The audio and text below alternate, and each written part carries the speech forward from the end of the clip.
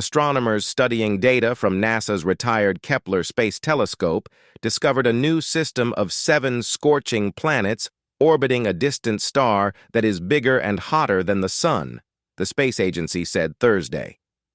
NASA described the newly found planets as sweltering and bathed in radiant heat emitted by the host star that was described as sun-like. That star is 10% larger and 5% hotter than the Sun, NASA said, and there is more heat per area from that star than any planet in our solar system experiences. All of the planets are larger than Earth, with the 2 inner planets just slightly larger and the other 5 planets even bigger, about twice the size of Earth. The inner planets are probably rocky and may have thin atmospheres, NASA said, while the 5 outer planets are expected to have thick atmospheres. The Kepler telescope, which was designed to search for planets like those found in the Kepler 385 system, stopped its primary observations in 2013 and conducted an extended mission until 2018. It showed that there are more planets than stars in the galaxy, and helped establish a detailed picture of what each of these planets and their home systems look like. This is a star nursery, and it's relatively close to us. It's in our own galaxy. It's about 390 light years away.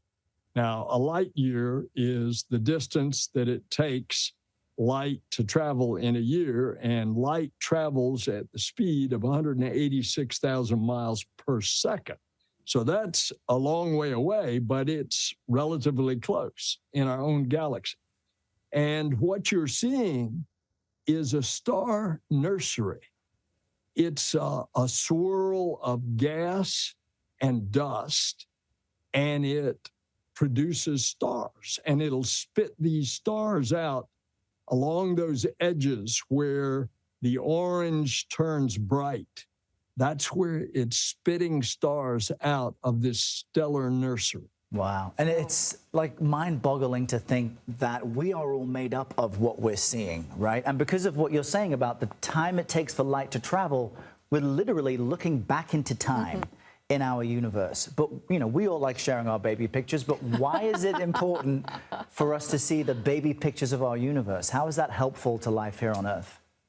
Well, one of the very first images a year ago that was shown to President Biden was, get this, looking back and capturing light that has been traveling for 13.5 billion years. Yikes. In other words, it was the formation of the very first galaxies after the very beginning, which was about 13.8 billion years ago. Now, I'm just a country boy. That's concepts that's hard for me to get my mind around. You know, as you were explaining it, I was actually thinking the same thing, this Iowa girl, that it really stretches our thoughts about how we exist in this universe. But Administrator Nelson, all of this hasn't been smooth sailing for the James Webb Telescope. There have actually been some close calls along the way. Talk to us about that and what this has to say about the work that NASA's done. Well, the close calls were whether or not it was ever going to get built because it was way over budget. It was way behind time. But the science community kept saying, keep at it, we know. And it turns out it's about a $10 billion investment. But the return on that investment is incredible because we're going to keep getting these images and we are going to be answering questions that we don't even know what the questions are. And this is going on for at least 20 years. It has enough fuel to operate. And by then, we will have figured out how to refuel it up there where it's positioned 1 million miles from Earth on the opposite side of the Earth from the sun. That we know that a lot of the technology that NASA uses and develops ultimately can become, you know, products on Earth like mylar balloons, memory foam. But snapping these images, and you did dodge my question earlier, so I'll bring it back to you. Why is it worth the tens of billions of dollars for us here on Earth today? What's useful about the science? Well, by nature, we are explorers. We are frontiers people. And so the question that we often ask is, who are we? Where are we? Why are we here?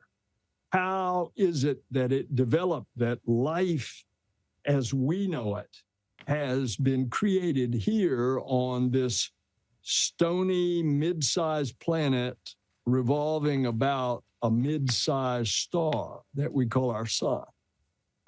Is there life out there in the cosmos? By the way, by statute, that's one of NASA's missions, to look for life.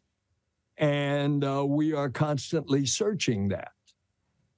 And so that's why we spend billions of dollars to explore the unknown.